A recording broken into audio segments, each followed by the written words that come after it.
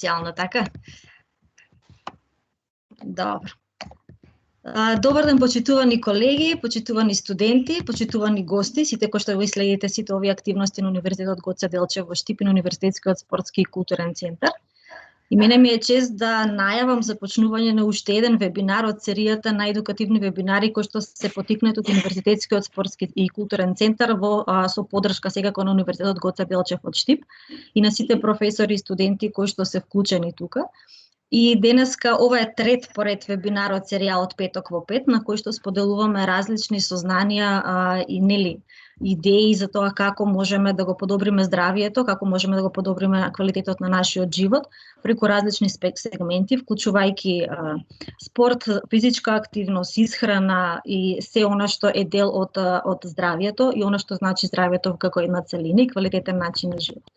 Денеска ќе зборуваме на тема која што се однесува на исхраната, односно принципи, правилната исхрана и одредени правилни режими на исхрана, што е тоа што е основно во нашата исхрана, кои се тие принципи на правилна исхрана, меѓутоа и ќе разработиме заедно со професорката која што ни е денеска предавач, различни актуелни диети, кои се тие предности или недостатоци за секој од нив. Наш гостин предавач денеска ќе биде професор доктор Катарина Смилков, која што е професор на Факултетот за медицински науки на Универзитет Гоце Делчев, конкретно професор по биофармација и биотехнологија. Инаку нашиот предавач денес има дипломирано и магистрирано на фармацевскиот факултет, а докторира на Институтот по биологија на Природно-математичкиот факултет при Универзитетот Свети Кирил и Методи во Скопје. Професор Смилков својата професионална кариера ја започнува најпрво во фармацевската индустрија, односно во Реплек Фарм во Скопје, понатака се насочува кон истражување, наука и едукација во полето на фармацијата. И нејзиниот истражувачки интерес главно е насочен кон дизајн и формулација на пептиди, протеини, пробиотици и испитување на нивното дејство. Значи, нешто што е тесно поврзано со сегментот на исхрана, во самата суштина на тоа што значи. Инаку професорката има објавено поголем број на оригинални научни прегледни трудови во списанија со фактор на влијание, член е на неколку национални и интернационални професионални здруженија. И денеска, како што веќе најавив, ќе ни зборува за правилната исхрана и популарните режими на исхрана. Паралелно со професор Смилков, денеска гости наши ќе бидат и уште неколку професорки од Факултетот за медицински науки, односно професор доктор Татјана Рушковска, професор доктор Ленче Милошева, професор доктор Даринка Ѓоргиева Ацкова и доцент доктор Викторија Максимова. Ви благодарам на сите за одвоеното време, за искажаниот интерес и еве за можноста вашите сознанија да ги споделите со студентите. Добро дојдовте уште еднаш во вебинарот Петок во 5. Јас сега ќе и дадам простор на професор Катарина Смилков, да ги образложи сите тие принципи на правилната исхрана и популарните режими на исхрана. Паралелно ќе се вклучат и останатите професорки со нивните согледувања, а сите вие може да се вклучувате со ваши прашања, доколку во тек на презентацијата имате некои прашања, може да ги пишувате во чет или понатака на крај да споделите директно, да се вклучите и да ги споделите прашањата или пак некое ваше искуство. Така да ви благодарам уште еднаш за одвоеното време и професор Смилков, повелете. Благодарам да знаеме за исхраната. Да, за убавата најава. Јас малце побрзав со аплодирањето на презентацијата, бидејќи очекувам малце подолго време да се аплодира, да се закачи. Само кажете ми дали се гледа? Да, се гледа. Да, значи ворете добро се. Да? Ворете презентацијата, така? Да, се гледа, да. Добро. Почитувани присутни, драги колеги, драги студенти, еве, како дел од серијалот решив и еден дел од предавањата по нутриција и диететика да споделам секако со вас, се со цел да се подсетиме прво на сето она што го чини нашето здравје во доменот на исхраната, малку да разгледаме некои популарни режими на исхрана кои што имаат цел да го одржат нашето здравје. Ги поздравувам и колешките кои што денес решија да да ме поддржат и да дадат свое видување и свој дел од нешто што ние веќе го работиме, но за тоа ќе оставиме малце подоцна. Најнапред, целите на вебинарот. Значи, целта на вебинарот всушност е прво да се запознаеме или да се подсетиме, бидејќи доста од студентите веќе овие работи ги имаат апсолвирано, да се подсетим на физиолошките основи на исхраната и која е нејзината улога во одржување на здравјето, зошто ни служи храната, да ги поставиме или да ги кажеме принципите на рационална исхрана и согласно со тоа да разгледаме некои популарни режими на исхрана и нивните ефекти врз здравјето. Најнапред да видиме што е тоа храна, односно намирница. По дефиниција се е она што го користиме за јадење и пиење, вклучително и преработената и непреработената храна, исто така и водата. Храната ни служи за задоволување на основните физиолошки потреби. Впрочем, на пирамидата на Маслов, заедно со водата и со воздухот, се наоѓаат на базата, па така несомнено е дека има навистина голема улога во нашиот живот.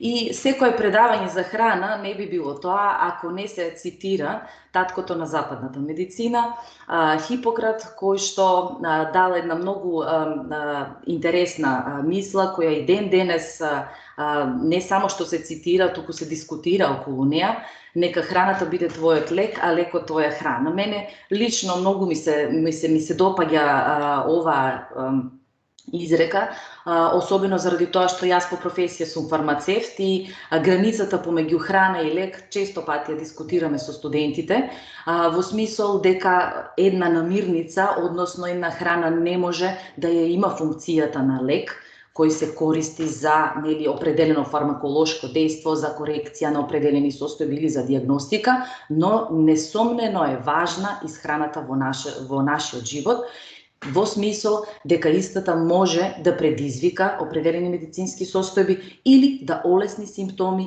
дури да ги ублажи определени болести кои што се поврзани со исхраната.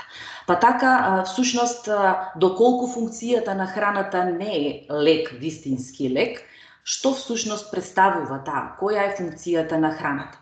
Храната ни служи да ни обезбеди енергија за одржување на животните функции, тоа ни е јасно, во кој што спаѓаат не само основните потреби од енергија, како за базален метаболизам, одржување на телесна температура, раст и развој во определени фази од животот, туку и за енергија која што ни е потребна за извршување на секојдневната, значи на работа.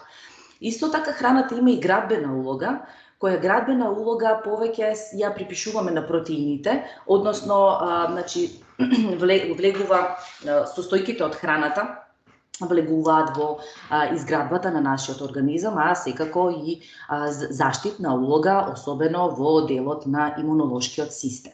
Оваа физиолошка улога на храната и можеби хомеостатска, значи одржувањето на рамнотежа во нашиот организам предизвикано од храната, исто така може да се прошири во една друга димензија, бидејќи храната има и хедонистичка димензија. Значи, храната има и социјална функција, бидејќи ние се собираме, нема некој собир кој што не е пропратен, може и не со храна, ама сигурно со некој пијалок, има и религиска функција во нашиот живот, исто така има и длабока психолошка функција, која што емотивната поврзаност со храната е секако исто така истражувана и многу влијае во добросостојбата на нашиот организам. И конечно, функцијата на храната е да не одржи во здравје. По дефиниција, здравјето е состојба на целосна физичка, психичка и социјална благосостојба, а не само отсуство на болест и изнемоштеност. Значи, и по таа дефиниција, одржувањето на здравјето е сплет на повеќе околности кои што влијаат врз таа рамнотежа и тоа одржување на здравјето само по себе. Што се случува со храната што ја јадеме? Значи, неколку процеси кои што се сами по себе важни физиолошки, и се последователни, прават да почне искористувањето на храната уште во самата устна празнина, значи внесот, ингестијата, мастикацијата, џвакањето на храната, понатаму варењето на храната, дигестијата, изложувањето на ензими, односно низиното разградување, абсорбцијата во тенкото црево, значи понатаму асимилацијата или искористувањето на состојките од храната која што веќе била разградена и конечно исфрлањето на храната или делот од храната кој што не бил искористен од нашиот организам. Значи сите овие фази играат определена улога во искористувањето на храната, а со тоа посредно и на здравјето. Со цел за поедноставно да поминеме на делот кој се однесува на диетите, малку ќе се подсетиме или евентуално ќе научиме нешто ново во однос на состојките на храната. Всушност, секоја намирница е со сложен состав, исклучок се само некои кои што имаат ексклузивен сахарозата која што е рафинирана и е само една субстанција практично. Но секоја намирница е со сложен состав и генерално во составот на храната влегуваат макро и микронутриенти. Во однос на макронутриентите, јаглехидратите, протеините и мастите учествуваат главно во обезбедувањето на енергијата и на сите други состојки на храната кои што ние ги искористуваме. Во тој контекст јаглехидратите ги сметаме за енергетски макронутриенти кои што ослободуваат 4 килокалории по грам. И овие макронутриенти се први кои што се искористуваат од нашиот организам за потреби на енергија, значи за енергетски потреби, и затоа значи јаглехидратите се, како да кажам, прва линија во обезбедување на енергија. Во секој случај, јаглехидратите имаат и други улоги, така што особено недигестибилните јаглехидрати, кои што се сложени јаглехидрати, кои човекот нема соодветни ензими да ги разложи, наречени диететски влакна, играат и регулаторна улога, односно улога во олеснување на исфрлањето на непотребните материи кои што не се сварени, но имаат и улога на одржување на нормалната микрофлора. Тука се целулозата, хемицелулозата, инулинот, бета-глуканот, така што тие играат и определена неенергетска функција од делот на јаглехидрати. Протеините ни се многу важни, ни се познати како градбени или структурни макронутриенти, кои што по енергетски во однос на енергија ослободуваат исто калории како јаглехидратите, но тие последни се трошат, значи се трошат во исклучителен дефицит, бидејќи тие во нашиот организам имаат не само структурна, туку имаат и регулаторна улога. Впрочем, сите ензими кои што учествуваат во сите биохемиски процеси се со протеинска структура, а од друга страна, и за градбата на клетката се исто така важни овие макронутриенти, значи односно состојките кои што ги содржат протеините. И конечно мастите или липидите како една доста разнородна група на макронутриенти имаат вистинска енергетска улога, затоа што енергијата која што не била потрошена се складира во форма на масти и со нивна разградба се добива најмногу енергија, односно 9 килокалории по грам. Но мастите не се само енергетски макронутриенти, тие играат огромна улога во структурата, клеточната мембрана е фосфолипидна, значи мастите влегуваат во состав фосфолипидите во состав на клеточна мембрана, од друга страна изолација, значи подкожните масти, но мастите се и регулаторни макронутриенти во смисол дека во оваа група влегуваат и липосолубилните витамини, иако нив ги спомнуваме во делот на микронутриенти, токму од причина што тие се помалку застапени во храната и имаат, значи, како што реков, посебни функции од типот на регулаторна функција. Генерално ги делиме на хидросолубилни и липосолубилни во однос на можност да се растворат, липосолубилните ги спомнавме како дел од мастите. Витамините може да имаат после обработка, значи хормонско дејство, но имаат и антиоксидантно, некое специфично дејство, да влегуваат во определен клеточен циклус, да бидат посредници во пренесување на сигнали помеѓу клетките, да играат улога во диференцијација. Значи имаат многу физиолошки улоги и затоа значи ни се доста важни како еден сегмент од една состојка од храната. Тука се и минералите. Минералите имаат и структурна и регулаторна улога. Од оние кои што се позастапени, тука е секако калциумот и фосфорот, градбата на коските, доста се застапени и потребни се во поголеми количини, тука и магнезиумот, но тука се и минералите, односно елементите, кои што ни се во храната застапени малку, помалку, но не и помалку важни во физиолошките функции, во биолошките, биохемиските процеси. Тука се јодот, железото, цинкот, бакарот, селенот и уште неколку минерали. Иако технички, како состојки на храната, не ги набројуваме во однос на енергетската важност, јас морам да ги спомнам и биоактивните компоненти на храната, бидејќи тие, освен, тука спаѓаат и витамините всушност, но освен витамините и еве масните киселини, полинезаситените масни киселини како состојки на храната пред се од растително потекло, но не само растително потекло, имаат исклучителна улога во одржувањето на здравието. Во поново време се повеќе се подига свесноста за ваквите биоактивни компоненти кои што веќе добиваат и статус на нутрацевтици, значи некои гранични супстанции помеѓу фармацевтиците и нутриентите. Така што мислам дека во иднина науката ќе има многу повеќе да каже за нутрацевтиците.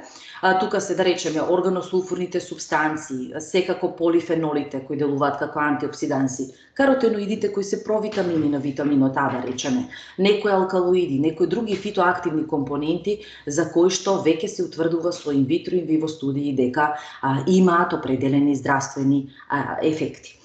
Исто состојки на храната, ама состојки кои што се ферментирани, па затоа тука не се не ферментирани, туку на ферментираната храна се и пробиотиците, кои што условно кажано се добри микроорганизми, односно се микроорганизми кои помагаат во одржувањето на нормалната микрофлора, а тоа посредно значи игра огромна улога во одржувањето на имуните функции, веќе докажано, и одржувањето на интестиналното здравје.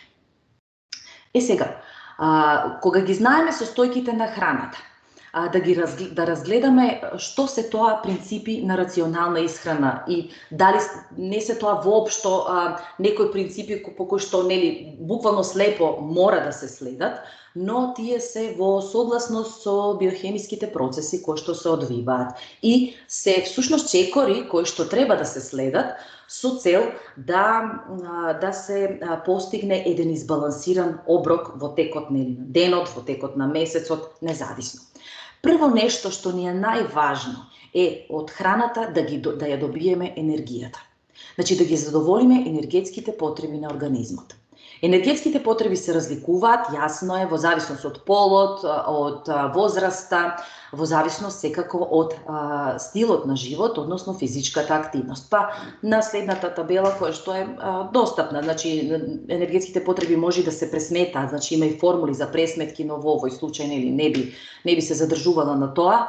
Во секој случај може да се забележат разликите, особено во однос на физичката активност. Значи енергијата, потребите од енергија, потребите од макронутриенти кои што ќе ни ослободат енергија зависат многу од физичката активност. Енергетските потреби може да зависат и од хормоналниот статус и од климата, од на некои состојки, но тие ги сметаме за помалку важни. Главна е базалниот метаболизам, значи основните потреби, а исто така уште поважна е и физичката активност. Но откако ќе ги задоволиме само енергетските потреби, неопходно е да ги задоволиме потребите на организмот од специфични состојки на храната. Тука се неизбежни микронутриентите, кои што не ни ослободуваат некое значајно количество на енергија скоро воопшто, но ни се многу важни од физиолошки аспект, значи витамините и минералите, но тука ни се уште некои состојки од типот на есенцијални амино и масни киселини, како и диететски влакна, кои што мора да ги има во еден избалансиран оброк. Всушност, аминокиселините се добиваат со разградба на протеините. И есенцијалните аминокиселини како такви не може да се синтетизираат од нашиот организам. Согласно на тоа, мораме да ги внесеме со храната. Додека есенцијалните масни киселини, пред се алфа-линоленската киселина, која е попознато, можеби ни е попознато како омега-3 масна киселина, и линоленската киселина, која е омега-6, значи во однос на двојните врски не е тоа во моментот толку важно, треба да бидат внесени со тоа што треба односот помеѓу омега-6 и омега-3 масни киселини исто така да биде избалансиран, односно треба да биде помал. На крај, диететските влакна, веќе спомнав дека имаат регулаторна улога и имаат улога во одржување не само на интестиналното здравје, туку и во олеснување на пасажата на цревната содржина и сврлање на неискористените материи надвор од организмот. Третиот принцип на рационална исхрана се однесува на застапеност на макронутриенти. Сега, застапеноста на макронутриентите се оди во однос на нивното искористување од организмот, па за одржување на хомеостазата се препорачува внесување на околу 55 до 60% јаглехидрати, околу 30-33 максимум проценти на масти и 12-15% на протеини. Ова е типична западна диета, значи западен начин на исхрана. А тука десно ја гледаме првата пирамида на исхрана, која што во однос на намирниците кои ги содржат овие макронутриенти, бидејќи веќе спомнав дека ниедна намирница не е чиста намирница, туку таа има определен проценти на јаглехидрати, на масти, протеини. И ова е првата пирамида на исхрана која што била представена воопшто во Соединетите Американски држави. Таа претрпела до денес многу измени со цел да се приближи рационалниот начин на исхрана кон општата популација. Така што во тој контекст застапеноста на макронутриентите може да се поврзе со определени намирници.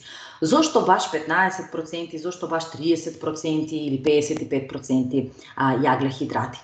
Токму заради тоа што нашиот метаболизам е исклучително сложен и еве на оваа метаболна карта ги гледате најглавните метаболни патишта кои што се случуваат при асимилација, значи начинот на кој што се искористуваат макронутриентите во нашиот организам. Биохимичарите секако, дури сите овие ензими, студентите дури ги учат овие патишта, така можеме да ја видиме тука разградбата на глукозата, разградбата на мастите, односно на масните киселини, бета-оксидацијата, значи добивањето, искористувањето на енергија, трансфер. Значи можеме да видиме многу работи, но можеме исто така да видиме дека ова е исклучително сложено и застапеноста на макронутриентите се однесува на овој метаболизам, значи на хомеостатскиот метаболизам кој што во здрав организам се случува. Сега, во состојба на болест може да бидат нарушени било кој од овие патишта, така што за тој дел нема да зборуваме во овој момент. Во овој момент ќе зборуваме малку повеќе за популарните диети и нивните карактеристики. Токму заради нивната популарност и се одлучивме да зборуваме во контекст на здравјето и одржувањето на здравјето. Прво да дефинираме што е диета. Диета е всушност режим на исхрана, односно вид и количина на храна и вода кои се консумираат во тек на денот. Диета може да се практикува или режим на исхрана може да се практикува од медицински причини, но посебен режим на исхрана знаеме дека има и од религиозни причини. Редукција на телесна тежина е една од често, нели, за неа исто така ќе зборуваме денес, редукција на телесна тежина и определени режими на исхрана се поврзани со следење на трендови. Накратко за сите. Медицинските причини набројани се, нели, може да бидат поврзани директно со храната, со внесот на храната, како што е генерално диабетесот, нели си типови, но како и да е, значи диабетесот, хипертензијата, така да има доста режими на исхрана кои што се признаени од научни и медицински авторитети и се користат во овој домен, па во принцип и лекарите кои што се специјалисти од определени области, каде што диетотерапијата или тој хигиено-диететски режим може да вроди со плод и подобрување на состојбата, секако дека ќе ја пропишат оваа диета како дополнување можеби на фармакотерапијата или прво самата диета како основа, па понатамо дополнување на фармакотерапија доколку е потребна.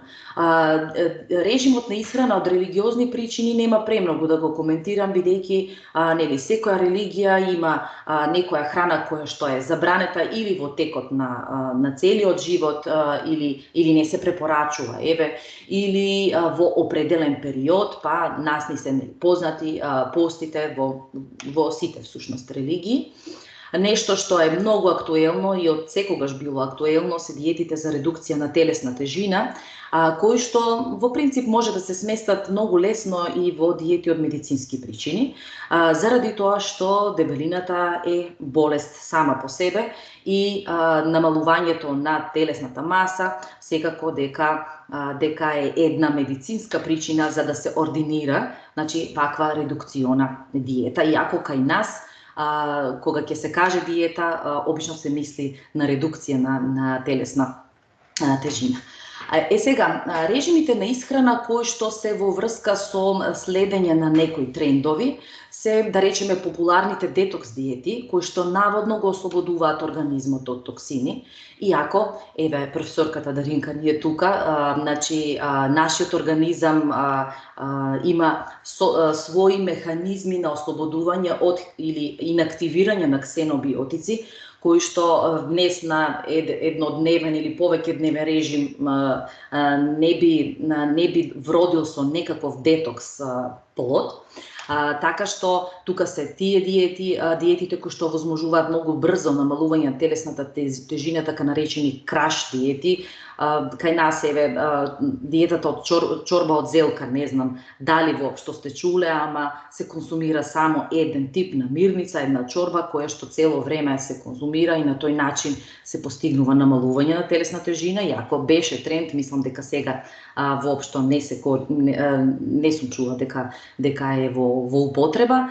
Монотрофната диета е исто така многу застапена кај нас, односно јадење на еден вид на храна. И тука морам да ја спомнам, кај нас е многу позната УН диета, односно диета Обединети нации, која што всушност Обединети нации воопшто не ја препорачуваат, и делот од Обединети нации кој што е задолжен за здравјето е Светската здравствена организација. Всушност се работи за еден режим на исхрана кој се вика Undiet. Значи, да не се држи диета во тој смисол, значи да не се гладува. А кај нас е преведено во еден интересен УН диета или Undiet, но не препорачан од Светската здравствена организација во ниеден случај, ниту пак испитувана како така. Тука се диети Beverly Hills, значи јадење само на овошје или користење на некои клизми за постигнување на здравје, но не би се за пиење на различни чаеви. Професорката Викторија е исто дел од тимот кој што со тоа нешто се занимава, кој што повеќе има диуретично дејство отколку вистинско намалување на телесната маса како целина. Сега ова, што е препорачливо воопшто да конзумираме? Што е она што ќе го одржи нашето здравје? Јас во принцип не ја користам здрава храна како термин, бидејќи е премногу изманипулиран во маркетиншки цели, но значи во многу неодамна, значи дури во март оваа година, на неодамна одржаниот самит во рамките на Обединетите нации, тим на научници даде една сеопфатна дефиниција за тоа што подразбира една здрава диета или здрав режим на исхрана. По дефиниција го подобрува човековото здравје и спречува појава на болести, и тоа не само одржувајќи го здравјето со адекватен внес на нутритивно задоволителна и здрава храна, туку и избегнување на внес на супстанции за кои знаеме дека го нарушуваат здравјето, но исто така и се земаат во предвид и одржливото производство, еколошкото производство, кое што не делува уништувачки на еколошките услови кои што владеат во производството, значи на глобално ниво ја дефинираат диетата. Во нашата држава, впрочем и во многу држави од светот, сите се изработуваат насоки за исхрана. Институтот за јавно здравје во 2014 ги издаде насоките за исхрана на население во Република Македонија, кои што насоки, значи, доколку се интересирате, може слободно да се симне од страната на Министерството за здравство, Институтот за јавно здравје, така што тука се адаптирани и препораките до нашето население, нашиот социокултурен момент, значи храната која што на нас ни е типична за нашето подневје, типична за нашата култура, така што и ние како земја имаме соодветни насоки за исхрана. Нашиот тим ги истражуваше ново во еден сосем друг контекст. Сега, бидејќи веќе реков дека дебелината е болест, значи обезноста или дебелината е мултифакторска болест која што по дефиниција има прекумерна акумулација на масти и е поврзана со повеќе хронични болести, метаболниот синдром, значи кардиоваскуларни заболувања, диабетес, дури и канцер, и како таква представува сериозна загриженост за јавното здравје.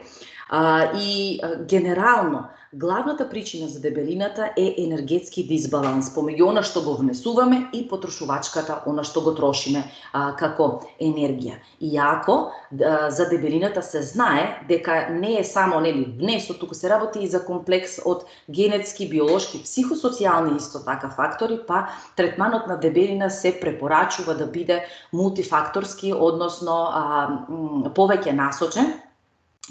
И секогаш кога зборуваме за редукција на телесна тежина и намалување на дебелината, обезноста, се препорачува промена комплетно во стилот на живот, зголемување на физичката активност, внесување на поквалитетна храна, исхрана која ќе го намали внесот на вишокот на енергија, ќе се зголеми потрошувачката на енергија. Во принцип, околу 500 калории, ако се намалат од потребното, значи ја видовме табелата, да речеме ако се потребни 2000 калории, доколку се намалат 500 калории од внесот, се очекува намалување при иста физичка активност, зборувам, се очекува намалување до 2 килограми во текот на еден месец. Значи тоа е нешто што очекуваме дека е некое темпо кое што не секогаш се гледа како здраво, се гледа како пожелно, бидејќи обично се диетите за редукција на телесна тежина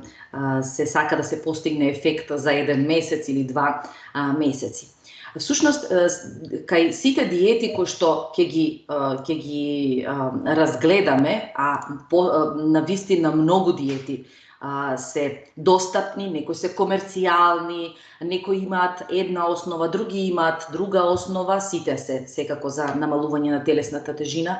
Навистина, науката доста се занимава со диетите за редукција на телесна тежина, иако некогаш сме имале оригинални истражувања, сега имаме дури метаанализи, па и метаанализи на метаанализи, кои што ги анализираат сите овие ефекти кои што диетите ги имаат врз намалувањето на телесната тежина, но успехот за жал е многу мал, особено на долг рок, затоа што околу 80% од сите типови на диети кои што се применувале, некако успехот изостанува затоа што се случува и метаболна адаптација, а исто така се случуваат и компензаторни механизми кои што не дозволуваат многу нагли и многу конзистентни промени во текот на телесната тежина во текот на времето, па доколку се изгубат 2 килограми, после следниот месец не се изгубат килограми,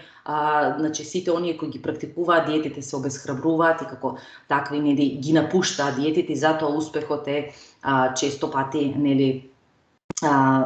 неизвесен. Но конечно во зависност од типот на дебелина, значи обезноста која што е над 30 значи body mass index или индекс на телесна маса, секако може да има потреба да се третира и со когнитивно-бихевиорална терапија, заради тоа што и психолошката компонента исто така многу важна за внесот на храната.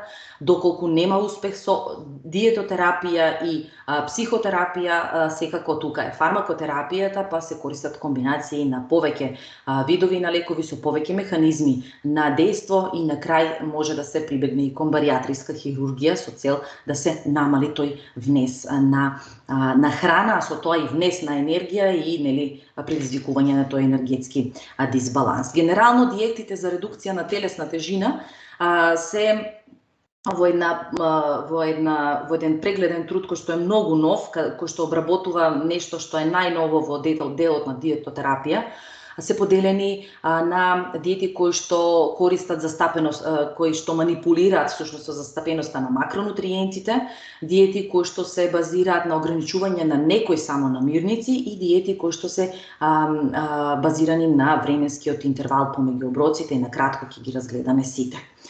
Макронутриентите видовме колку треба да бидат застапени за да се одржи хомеостазата, балансот, метаболизмот таков каков што го знаеме.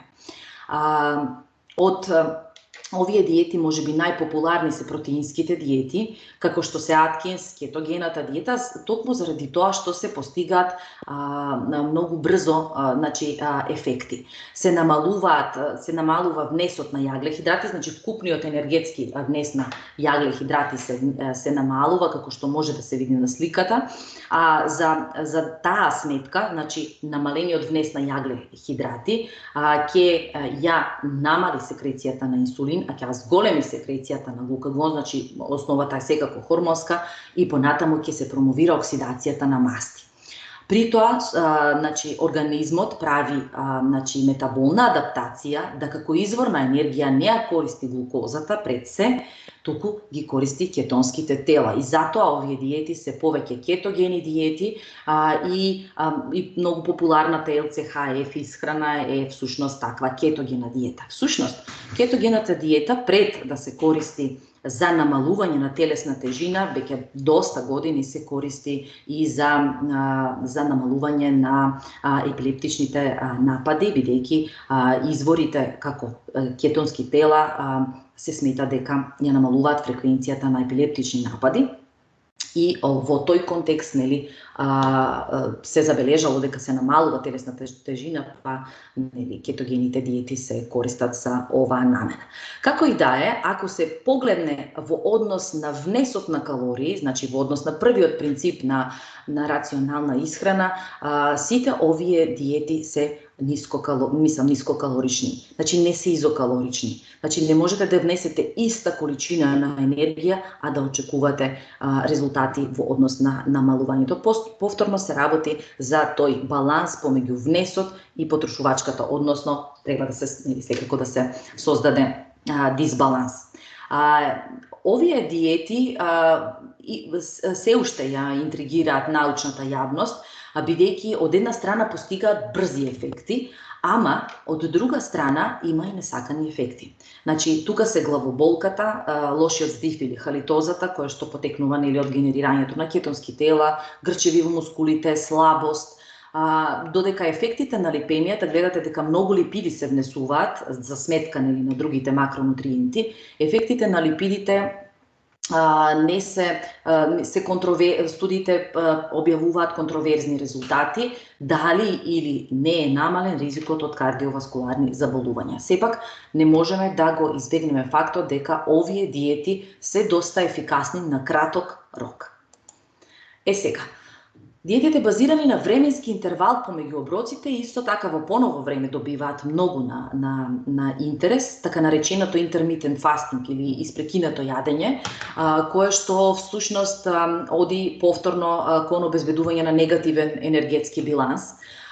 И тој се постигнува на различни начини, значи тоа периодично постење, 5 дена се јаде ad libitum, значи колку се сака и што се сака, а 2 дена се јаде редуцирано во однос на калории од 0 до 25% од вкупниот потребен внес.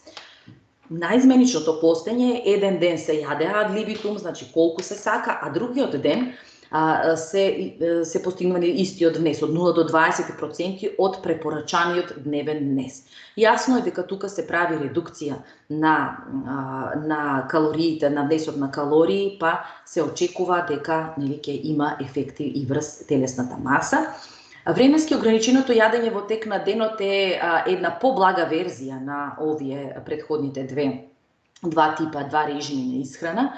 Впрочем, го имаме ние, нели, и го знаеме од религиозните пости, рамазанските пости се такви, кога во определен дел од денот се јаде, а во другиот дел не, со што значи може да се варира со временскиот период во кој се јаде, но најмалку еден оброк се скокнува, така што исто така намалувањето на внесот дури до 40% може да се постигне со ваков тип на временски ограничено јадење во текот на денот.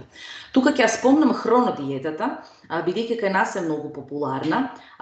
Хронодиетата генерално ги користи циркадијалните, природните, физиолошките циркадијални ритми или циклични ритми кои што ни се случуваат во тек на 24 часа, значи се менува нивото на хормоните, и исто така и ензимите, значи се прави и пауза помеѓу оброци, со што се овозможува нова синтеза на ензими и така натаму. И од друга страна хронодиетата има протеински карактер, значи некаде на граница е помеѓу првите диети кои што вршеа манипулација со макронутриенти и на граница со овие значи intermittent диетите, така што и хронодиетата работи на тој принцип. Всушност, самото постење значи има за цел да поттикне известни промени во метаболните патишта, промени во циркадијалните ритми, да го смени лачењето на хормони, на ензими, и некои од истражувањата навистина покажуваат дека се јавува поголема сензитивност, чувствителност кон инсулин, значи се намалува крвниот притисок, се намалуваат количината на телесни масти, нивоата на глукоза во крвта, се намалува и инфламацијата, што може да води кон позитивни ефекти во однос на превенција на некои заболувања. И третиот тип на диети се диети кои што се базирани на ограничување на внес на специфични намирници или групи на намирници. Тука прво ќе ја спомнам безглутенската диета, која што е всушност медицинска диета и се ординира секогаш кога имаме целијакија или некој друг тип на нетолеранција на глутен. Глутенот е комплексен протеин, глиадин и глутенин од брашното, пченичното брашно прават глутен, кој што е всушност лепак, кој што го држи тестото во неговата структура, и забележано е заради некој генетски, од генетска природа е оваа нетолеранција, поготово целијакијата, но може да речеме нетолеранцијата на глутен да биде и од алергиска природа и некои други имунолошки состојби, кои што прават всушност несоодветна дигестија на глутенот и создаваат некои пептиди кои што ги поттикнуваат инфламаторните состојби во цревата. И сега, не е потврдено, науката не потврдува дека невнесувањето на глутен ја намалува телесната тежина. Туку едноставно, невнесувањето на намирници кои што содржат глутен, а тоа е пченицата, пченичното брашно, се што е направено од пченица, тука е ршта и јачменот кои што содржат еден протеин сличен на глутенот, прави да не се внесува определена количина на енергија, всушност јаглехидрати како макронутриенти, и од тука е тој дефицит калориски кој што се случува, иако еве оваа диета се применува како таква. Палеодиетата или палеолитската диета асоцира нели на палеолит и всушност тоа е нејзината филозофија. Се јаде само храна која што е била достапна на нашите предци, значи храна која што може да се лови и исклучува намирници кои што се преработени, односно добиени на некој друг начин, значи еве житарките се тука, млечните производи се тука, легуминозите. Значи овие типови на намирници се исклучени од палеолитската диета. Сега, оваа диета, иако носи ризик од многу недостатоци на многу компоненти, особено специфичните состојки на храната, сепак забележано е заради користењето на намирници од растително потекло повеќе, забележано, една студија забележала понизок однос омега-6 наспроти омега-3, ако споредиме со класичната западна диета, ниска содржина на натриум, висока содржина на фитоактивни компоненти, незаситени масни киселини, што може да влијае врз одржување на здравјето. Сепак повторно ќе повторам, ограничувањето на внес на некои намирници дава потенцијален ризик пред се од недостиг на калциум, бидејќи кај нас во исхраната млекото и млечните производи се основен извор на калциум, тука е недостиг на јод и недостиг на витамин Д. Вегетаријанската диета е всушност диета која исклучува внес на секакви производи од анимално потекло, иако има варијации на вегетаријанството, значи лакто-вегетаријанци, лакто-ово вегетаријанци, пескатаријанци, макробиотичари, фрутаријанци, значи различни варијанти на вегетаријанството, и внесот на намирници претежно од растително потекло значи и внес на многу биоактивни и антиоксидантни компоненти, но претежно протеините кои што се од растително потекло се генерално непотполни протеини, па така внесот на протеини треба да биде обезбеден од различни извори. Бидејќи анималните протеини се знае дека ги имаат сите есенцијални аминокиселини, додека растителните протеини, со исклучок на сојата, ги немаат сите есенцијални аминокиселини, значи може да организмот да влезе во дефицит. Од друга страна, дефицит може да се јави и се јавува, значи дефицит на витамин B12, понатаму дефицит на калциум исто така, зависи нели ако се лактовегетаријанци, тука е тоа е помалку изразено, витамин Д повторно се јавува дефицит, така што вегетаријанците се во исклучителен ризик од невнесување на исто така и на железо, бидејќи железото од растителни извори исто така се искористува малце послабо отколку железото кое би го добиле од анимални извори, а од друга страна фитатите во исхраната ги врзуваат и железото и цинкот, така што апсорпцијата може да биде нарушена. На крај, еден тип на исхрана, не вистинска диета, која што персе не мора да значи намалување на телесната тежина, е медитеранската диета или медитеранскиот начин на исхрана, и тоа не е диета која што е стриктно ексклузивна, значи не бара комплетно исклучување на некоја специфична група на намирници како претходните, но препорачува умереност во внесот на рафинирани житарки, црвено месо и млечни производи. Значи умерен внес, не исклучување, ама умерен внес. И ако ја погледнеме пирамидата на исхрана на медитеранската диета, која што е нели по аналогија на пирамидата на исхрана која претходно ја видовме, во базата има една компонента која што е исто така исклучително многу важна, значи социјалната компонента, физичката активност ја има, значи уживањето во животот на крајот на денот, значи добросостојбата. А исто така медитеранската диета препорачува внес на вино, определено количина на вино, повеќе морски плодови и бело месо, односно месо од живина.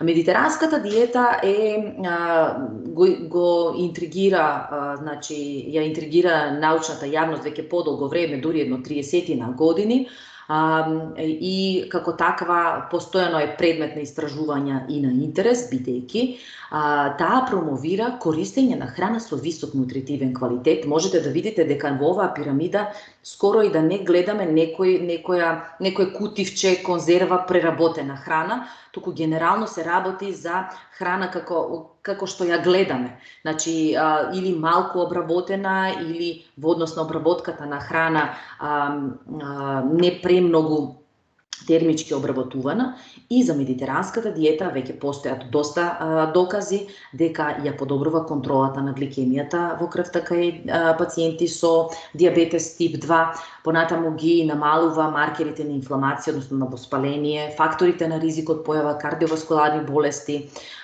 дури и кога не се намалила телесната тежина. Значи, без оглед на тоа што не е вистински редукциона диета, медитеранската диета секако во западниот свет е диета број 1 која што се препорачува за одржување на здравјето. Токму овој тип на исхрана, рангирана како најсоодветен режим на исхрана, како што реков, во голем дел од светот, беше во фокусот и на нашето внимание кога почнавме да ја разгледуваме од повеќе аспекти медитеранската диета, и заради тоа еве ќе ја поканам професорката Татјана Рушковска да се приклучи на презентацијата и како координатор на тимот да даде едно објаснување која беше целта и што работевме всушност. Повелете, професорке. Ви благодарам, професор Смилков, за поканата. Само би ве молила да дискусите кај вас во фонот, затоа што два пати мојот глас. Така, ви благодарам. Сега е веќе поудобно за презентирање. Да, уште еднаш ви благодарам, професорке, за поканата да учествувам на овој вебинар, оваа прекрасна идеја и прекрасна презентација од ваша страна, и секако на можноста да го презентирам овде пред сите учесници нашиот проект Медивеб. Велам нашиот затоа што сите 5 професорки кои што од медицинскиот факултет учествуваме и сме поканети да учествуваме на овој вебинар, го сочинуваме заеднички македонскиот дел од тимот на Медивеб. Како што може тука да се види од мапата што ни е прикажана, ова се земјите кои што учествуваат во проектот Медивеб, значи 5 медитерански земји и 2 земји кои што не се медитерански од балканскиот регион, меѓутоа граничат со медитерански земји. Тоа се нашата земја и Бугарија, а од медитеранските се Португалија, Шпанија, Италија, Грција и Кипар. Раководител на проектот и истражувачкиот тим од Португалија, и самата идеја за започнување на овој проект потекнува од еден претходен проект, КОС проект, кој што го носеше називот Позитив и во кој што и ние активно земавме учество. Овој проект Позитив е завршен, траеше како и сите останати КОС проекти некои 4 години, и во рамките на тие 4 години колку што траеше проектот имавме бројни состаноци, имавме бројни соработки, заеднички публикации, така да како резултат на сето она што го имавме во рамките на тој проект, некаде произлезе и оваа идеја за воспоставување на оваа научна соработка, односно проектот и конзорциумот Медивеб. Што представуваше главната идеја за истражување во рамките на Медивеб? Идејата ни беше да истражиме во која мерка во нашите земји популациите се придржуваат кон медитеранскиот начин на исхрана. Идејата на почеток беше одлична и уште од самиот почеток мене лично многу ми се допадна, меѓутоа секако кај мене на самиот почеток имаше едно мало прашање, дилема, и се надевам дека сметам дека и секој друг би си го поставил тоа прашање, и веројатно би постоела и таа дилема, дали ние како немедитеранска земја би требало да учествуваме во еден таков проект каде што се врши проценка на тоа во колкава мерка се придржува нашата популација кон медитеранскиот начин на исхрана. Меѓутоа, од друга страна, знаејќи дека медитеранскиот начин на исхрана пошироко, не само во европски, туку и во светски рамки, е признаена како начин на исхрана и стил на живење пошироко, ако разгледуваме, кои што во голема мерка придонесуваат кон одржување на здравјето на општата популација, и дека оваа диета се промовира Исто така пошироко, па дури во светски рамки, како начин на исхрана кој што треба да биде на некој начин промовиран и презентиран и надвор од медитеранските земји, сепак нели решивме дека е добро да се учествува во едно такво истражување. Секако овие мои прашања и дилеми ги споделив и со останатите колешки учеснички во овој проект денеска. Се сложивме дека е добра идеја нели да ја прифатиме, да го прифатиме овој предизвик и да тргнеме со истражувањето. Значи, како што реков, идејата беше да се истражи во која мерка нашата популација заедно со популациите од другите земји учеснички се придржуваат кон медитеранскиот начин на исхрана. За да можеме да одговориме на тоа прашање, секако ни беше потребна соодветна алатка. Нели, начин на кој што ќе дојдеме до одговор на прашањето кое што си го поставуваме. Во науката за исхрана и диететика секако постојат такви алатки кои што широко се користат, има најразлични прашалници, различни типови на дневници кои што се користат за таа цел, за да се процени во определена популација или во определена група од интерес какви се прехранбените навики. Меѓутоа, ние во нашиот конзорциум одлучивме да го искористиме прашалникот кој што е веќе креиран и валидиран од страна на еден друг познат конзорциум, меѓународен конзорциум, Предимед. Тоа е една студија која што еден конзорциум кој што постои долги години наназад и студија која што исто така траеше долги години и голем број на публикации нели се издадени од овој конзорциум, и тие користат еден прашалник кој што самите тие го креираат и го валидирале. И тој прашалник всушност се состои од 14 прашања кои што се поставени на соодветен начин и кои што соодветно се бодуваат. Така да фактички максималниот број на поени кој што може да се освои со позитивен одговор на сите тие прашања е 14 и тој всушност тој максимален скор всушност покажува дека испитаникот или дадената популација комплетно ги спазуваат, односно се придржуваат кон препораките што се всушност во склад со медитеранскиот начин на исхрана. Меѓутоа, покрај тоа што стануваше збор за алатка која што е веќе позната и валидирана, сепак во рамките на нашиот конзорциум Медивеб дојдовме до заклучок дека има потреба и ние исто така дополнително да извршиме валидација на овој прашалник во рамките на нашите 7 држави. Затоа што еден од иновативните пристапи кои што ние го имавме во рамките на нашето истражување е дека за прв пат паралелно во сите овие 7 земји ќе го извршиме ова истражување и уште повеќе ќе извршиме споредба на резултатите помеѓу различните земји. За таа цел, значи, првиот чекор во нашето истражување беше токму валидација на овој прашалник, кој што секако ние успешно го извршивме, нели заедно со сите други останати учесници на овој проект, и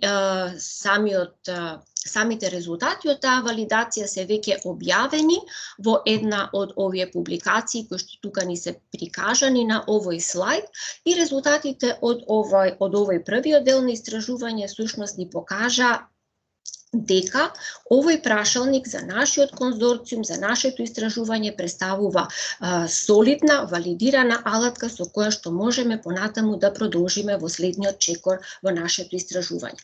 А што представуваше следниот чекор? Следниот чекор ни беше да го дистрибуираме така наречениот голем прашалник. Тој голем прашалник всушност беше еден онлайн прашалник кој што ги содржеше не само прашањата кои што се однесуваат на медитеранскиот начин на исхрана, туку содржеше и поголем број други прашања кои што се однесуваат комплетно на целокупниот медитерански стил на живење. Тоа е она што на претходниот слайд професорката Смилков го покажа на дното на пирамидата за медитеранска исхрана и воопшто медитерански стил на живење, кој што опфаќа не само начин на исхрана, туку секако нели и физичка активност, социјални контакти, престој во природата и секако психолошката компонента, за која што нешто малку повеќе ќе ни каже професор Милошева понатаму во излагањето.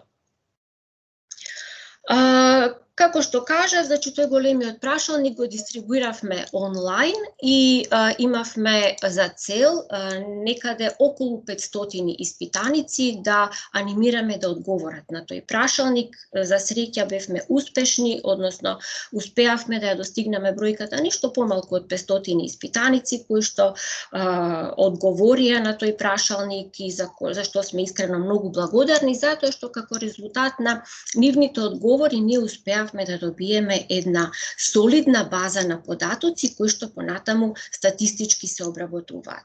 Дел од тие податоци се веќе статистички обработени, а за друг дел од податоците статистичката обработка е во тек и публикации очекуваме да следуваат во наредните месеци.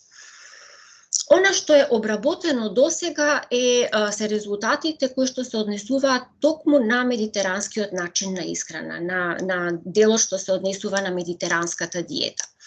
Резултатите, како што реков, статистички се обработени и се веќе објавени. Трудот е објавен неодамна, пред непол месец дена. Сите овие трудови се објавени во списанието Nutrients, едно солидно списание со солиден импакт фактор, и исто така е многу значајно дека ова списание е со отворен пристап, односно сите овие трудови можете, сите оние што се заинтересирани можат слободно да ги прочитаат и се достапни заедно со сите суплементи, односно дополнителни информации кои што нели се на располагање. Во однос на резултатите кои што ги добивме за тоа во колкава мерка нашите популации се придржуваат кон медитеранскиот начин на исхрана, резултатите всушност можам да кажам дека беа очекувани, меѓутоа не и посакувани. Зошто велам дека беа очекувани, меѓутоа не и посакувани?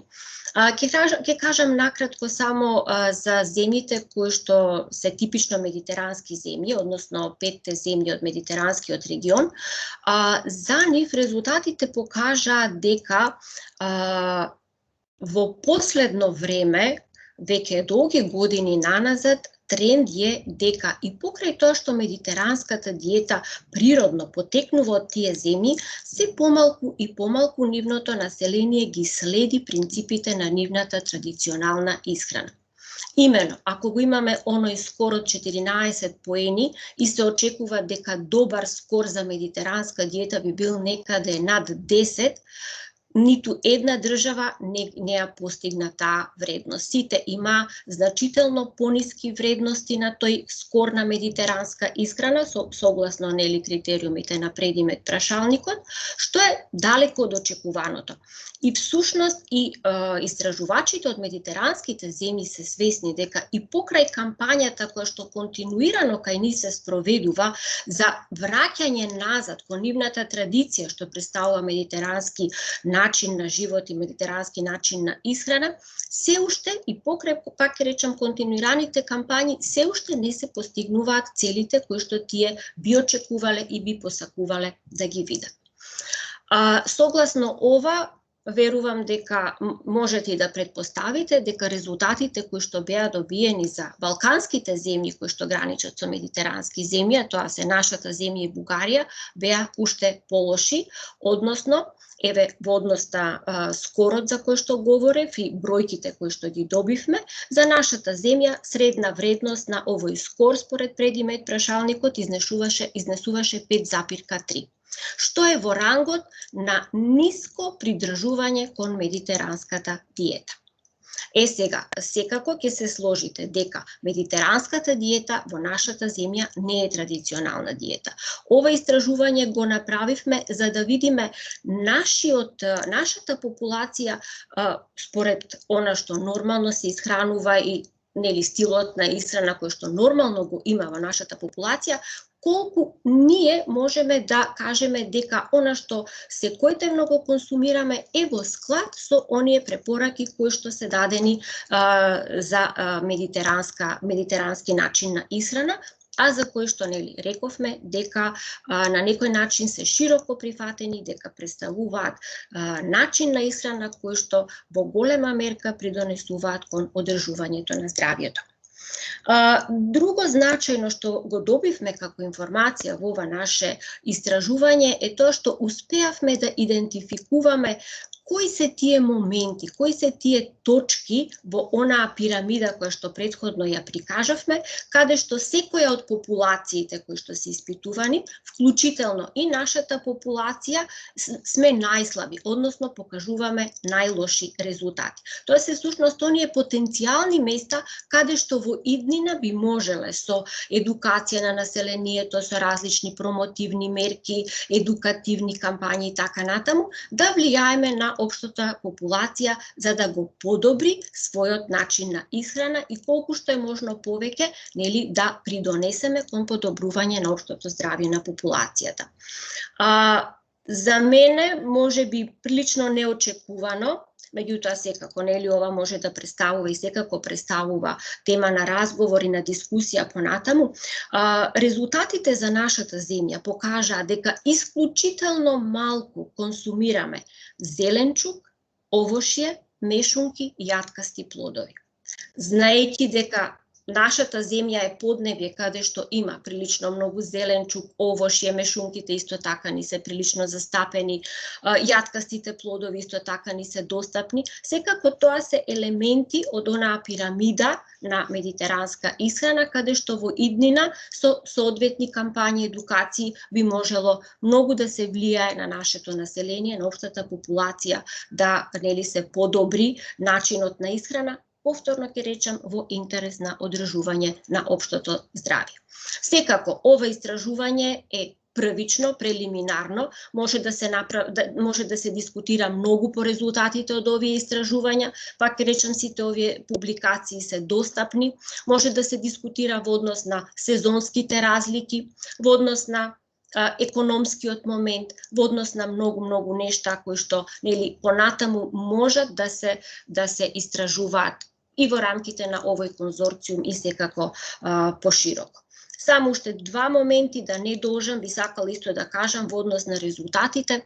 Очекувано, според мене, беше дека во нашата држава исклучително малку се консумира маслиново масло. Меѓутоа, очекувано велам затоа што цената на маслиновото масло во нашата држава е премногу висока во однос на стандардно користеното сончогледово масло, а од друга страна пак се знае, постојат научни сознанија, значи научно потврдени се тие сознанија со голем број на истражувања дека маслиновото масло навистина во голема мерка влијае врз намалување на факторите на ризик кои што влијаат врз кардиоваскуларните заболувања. И професорката Смилков исто така го спомна и виното. Виното исто така значаен елемент од медитеранската исхрана, секако со умерено консумирање. Кај нас многу малку се користи виното, тоа го покажаа нашите резултати.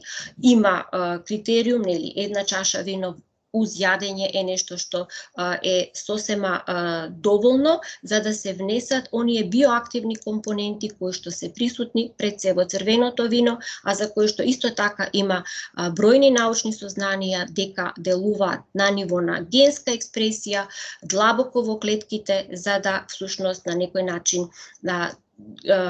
условат преку таквите механизми да се намали кардиоваскуларниот ризик. Ете, тоа би било накратко за овој дел на проектот што се однесува на храната и исхраната. Меѓутоа, исто така, сакам да потенцирам овдека и веќе предходно спомнавме кратко дека овој голем прашалник, онлайн прашалник кој што беше дистрибуиран после фазата на валидација на прашалникот за храна и исхрана, освен прашања за храна и исхрана, содржеше и прашања кои што се однесуваат на еден поширок концепт на благосостојба, кој што нели во последно време се разгледува заедно со храната и исхраната и секако нели дава една поширока димензија и на целата проблематика и на нашиот проект и дава секако можности за понатамошни истражувања. Овие резултати од вториот дел од прашалникот моментално се во фаза на обработка статистичка, така да нели следува комплетирање на целата статистичка обработка и понатаму нели објавување на резултатите. Секако во овој дел од нашиот тим активно учество има професор Ленче Милошева, пак ќе речам ние сите заедно работиме во овој тим, секој зависно од своите научни интереси и пред се експертиза, така да во делот за благосостојба и поврзаност на општиот концепт на благосостојба со храната и исхраната, тука ни е професорката Милошева и секако таа ќе ни каже повеќе за тој дел од проблематиката. Повелете, професорке. Благодарам. Добар ден на сите најнапред.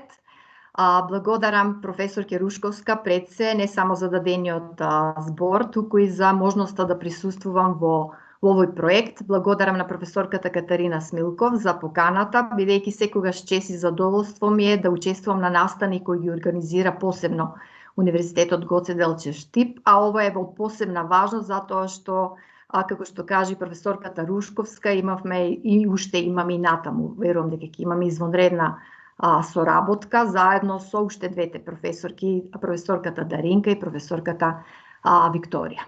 Јас имам една благородна задача да го објаснам тој линк, каков е линкот на правилната исхрана и посебно на медитеранската диета со well-beingот или благосостојбата и со менталното здравје.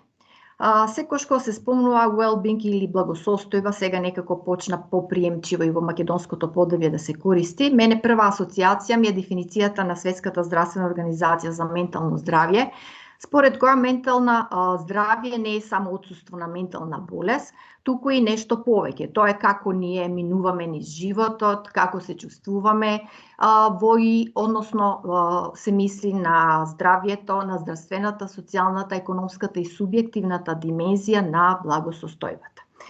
Кога разговаравме и со представниците од другите земји и кога правевме пребарување на литературата, кои аспекти е издржано научно, бидејќи ова сепак нели е наука и тоа мултидисциплинарни науки споени, најдобра според мене комбинација.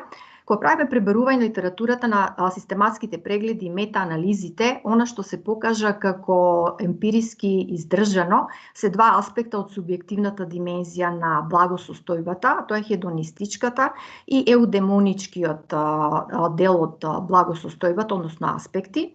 И накратко само да објаснам, за хедонистичкиот дел е всушност еволуација на квалитетот на живот кој содржи когнитивна димензија, односно колку сум задоволна со мојот живот, размислувањата, значи животното задоволство, поврзано секако и со афективната димензија која се однесува нужно поврзани и емоции кои што се компас. Ако не сме задоволни, значи нешто треба да превземеме, дали преовладуваат повеќе среќни, тажни, радост, тага и така натаму. Еудемоничниот пак аспект, кој е всушност психолошкиот subjective well-being, односно психолошката благосостојба, се однесува на интраиндивидуалното ниво на позитивното наше функционирање со себе, контактот со другите луѓе, потоа личниот раст и развој, автономност, колку сме постигнале автономија како личност, само прифаќањето и какви цели ние имаме во животот. Значи, токму во овој проект и во трудот кој сега го подготвуваме и во идните трудови, некако нашиот фокус е тука, но секако ќе прашате како тоа е поврзано сега со медитеранската диета. Основната теза е дека здравите животни навики кои се однесуваат кога зборуваме за проектот на медитеранската диета, но јас би кажала и физичката активност и X други фактори, важни фактори, дека тие се поврзани со благосостојбата, посебно со субјективната благосостојба и со аспектите кои веќе ги наведов, значи со хедонистичкиот и со психолошкиот аспект на таа субјективна димензија. Она на која што работат нашите колеги сега во моментот, а и ние секако ќе дадеме свој придонес со посебен труд за македонското поднебје, е еден обид статистички да се направи, да се дојде по пат на статистички методи, на факторска анализа, проверување на тие главни компоненти од прашалниците за кои зборуваше професорката Рушковска, да се обидеме да дојдеме до еден индекс за таа субјективна благосостојба, која подосна ако се покаже дека е поврзана со медитеранската диета, остава простор за верување дека навистина може да се направи нешто во смисол на вклучување на медитеранската диета за подобрување на општата благосостојба. Во однос на овој дел и за проектот, јас толку би кажа, бидејќи професорката Рушковска толку убаво и концизно го изнесе, еве трудовите може да се прочитаат, така да не би должела многу. Она што плюс, еве, ако ми дозволите, останува на некое време кое би било можно за отварање на дискусија, мислам дека е интересно за еве и за нашиот аудиториум и мене лично може сум пристрасна, бидејќи сум некако без да знам, но сега препознам нели на овие години преку читање на трудови присталица на некоја медитеранска диета или начин на живење, да кажеме. Јас би сакала нешто да кажам повеќе и за оправданоста на вклучување на аспектите на менталното здравје кога се прават истражувања за исхрана или за диети. Нутритивна психијатрија е една многу нова наука во еден подем и речиси би кажала не само за менталните болести, туку воопшто не постои болест каде што не може линк да се направи во истражувањата и во апликативниот дел подоцна, во смисол на превенција и во смисол секако на нутритивни интервенции за подобрување на состојбата. Сега, бидејќи мојата експертиза е ментално здравје, јас тука само би се навратила на неколку чести феномени, кои што и ментални растројства, например депресијата, според Светската здравствена организација до 2030 година ќе има епидемски размери. Ова е податок пред да почне пандемијата. Можеме да замислиме сега во пандемијата кога нивото на анксиозност, депресија, посттравматски синдром и така натаму на уште повисоко ниво. И сметам дека заслужува барем еве малку време да одвоиме. Би сакала да линкови некои да поврзам точно со медитеранската диета за да дадам тежина на аутпутот на исходот од овој проект. За боди имиџот знаеме дека составен дел од нашата слика за себе, кој што еве имаме сите кортикална репрезентација на тоа дали сме дебели, слаби, витки и така натаму. И она што нам ни буди надеж е дека што учествува во градењето, дека фидбекот од други и социокултурата. Значи тука би го смесила тој линк со начинот на исхрана, со режим на исхрана, со диети и така натаму. Би ја спомнала анорексијата и болестите на растројства во исхраната генерално, вклучително нели binge eating, obesity и така натаму, кои се чести во нашата земја. Па дури и јас сум исто и репти, КБТ психотерапевт, дури и во реп психотерапијата има специфика, вклучуваме и вага и мериме клиенти, не знам како звучи. Значи се вклучува и важноста на рационално и реално клиентот да види колку тежи, како тежи, значи повторно имаме оправдан линк со диета, со правилна исхрана, со можност еви за вклучување на медитеранската исхрана како една од овај диета, како една од овие здравите режими.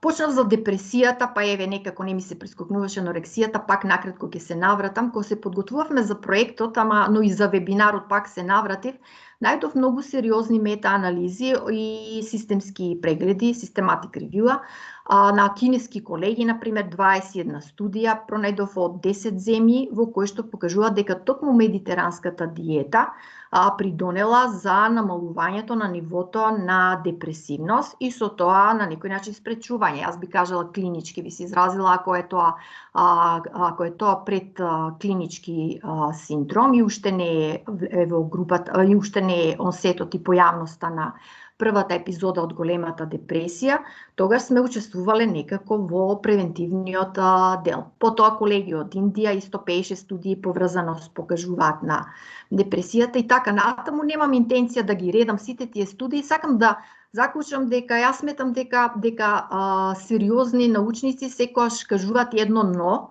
односно знаци прашалници.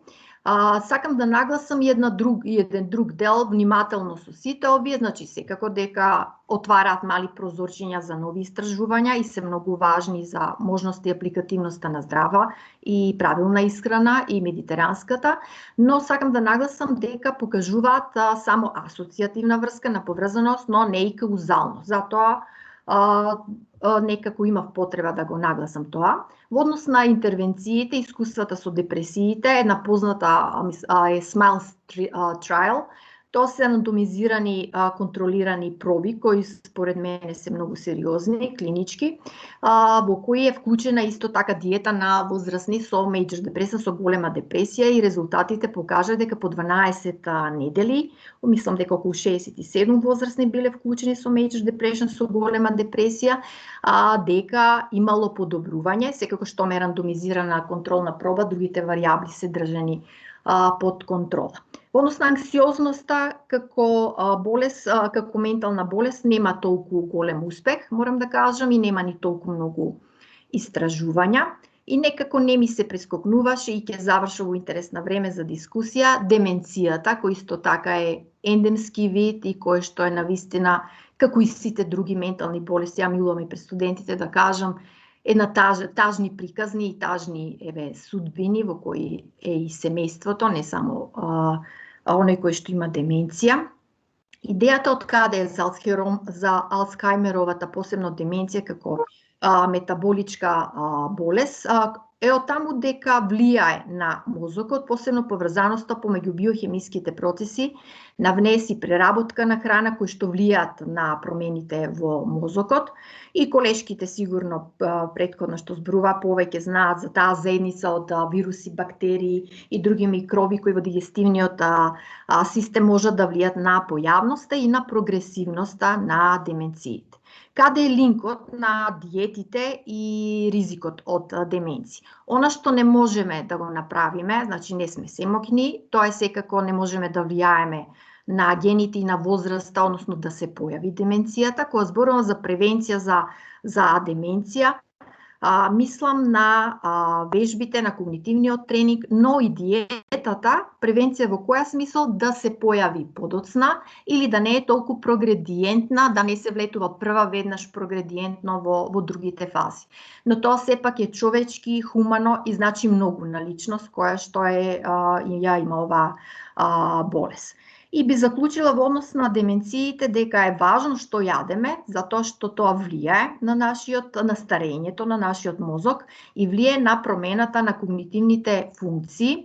Посебно што клиничко-психолошки би кажала до промени во сивата маса во хипокампусот, кој што како резултат на што доаѓа до когнитивен деклајн и појава на промени во краткотрајна меморија, првично кај Алцхајмерот, многу години претходно има најавување, односно тоа се одвива постапно. Во тие многу години претходно, тоа што ние можеме да го направиме за себе и за членовите од семејството е да разбудиме свесноста дека е важно, значи многу, како ние се храниме и како држиме воопшто до таа наша грижа за себе. Претходно видов на еден од слайдовите на професорката Смилков и многу ми беше драго, Mind диетата и ова, сега ајде да не биде све на англиски, ама Dietary Approach to Stop Hypertension, тие се баш специфични од медитеранската, наменети за деменција, се користат многу во светот. Тука јас со овој дел би завршила се како резиме, нели ние професорите милуваме така да дадеме една резиме на сето ова, зошто сето ова го кажа за да има целисходност. Имам некако желба да се разбере овој проект и нашите, би кажала, скромни заложби, меѓутоа навистина посветени, да се сватат како една голема желба да придонесеме едукативно, јас од мојата професија и психоедукативно, дека кога зборуваме, јас често на вебинари така натаму зборувам за време на пандемијата, дека е многу важно да бидеме брижливи, грижливи кон себе. Во таа грижливост кон себе не е само, кога изборувам и за менталното здравје, не е само структура на време, вежбање и така натаму, туку е секако и правилната исхрана и она што внесуваме во нашиот организам, затоа што навистина и научно докажано е дека постои линк и со менталното здравје и пошироко со благосостојбата. Значи така некако гледам на пошироко на бенефитот и би кажала дека многу интересна презентација, многу интересни излагања и јас многу работи научив и препознав, морам да кажам, позитивно и убаво да го завршам моето излагање. никош во живот стрикна диета од здравствени или естетски причини не сум држала, меѓутоа еве гледате несвесно, подсвесно сум била присталица на медитеранската диета, тоа го сватив и кога учествувавме во проектот, а сега веќе станав и поддржувач на таа диета.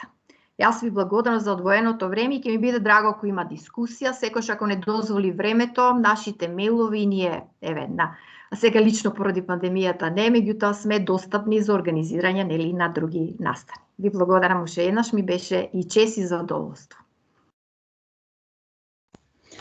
Благодарам професорки, бидејќи јас ви дадов збор, еве Билјана како модератор ќе оставиме понатаму да изменаджира, веќе имаме и прашања.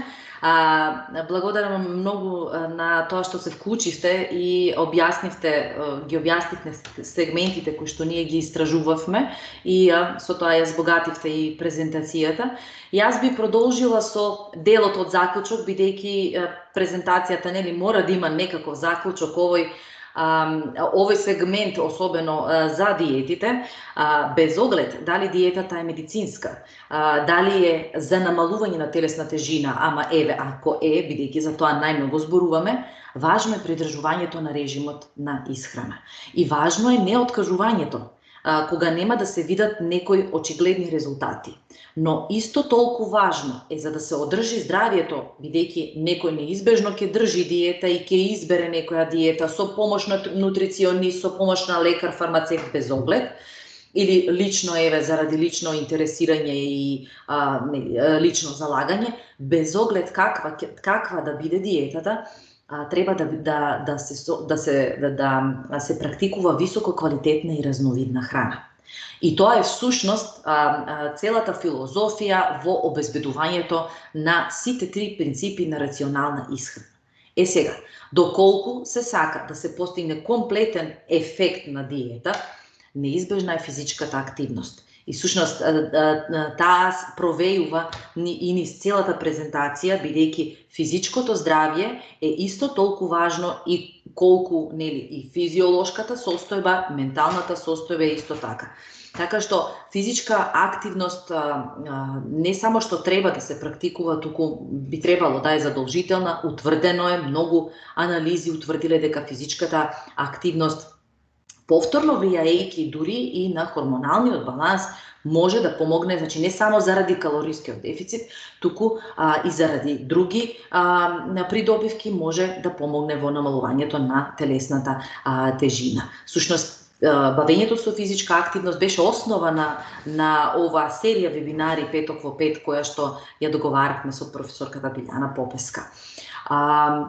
Во однос на изборот на висококвалитетна и разновидна храна, ние не секогаш економски сме во состојба, значи повеќето луѓе не се во состојба да обезбедат храна која што доаѓа од различни делови на светот.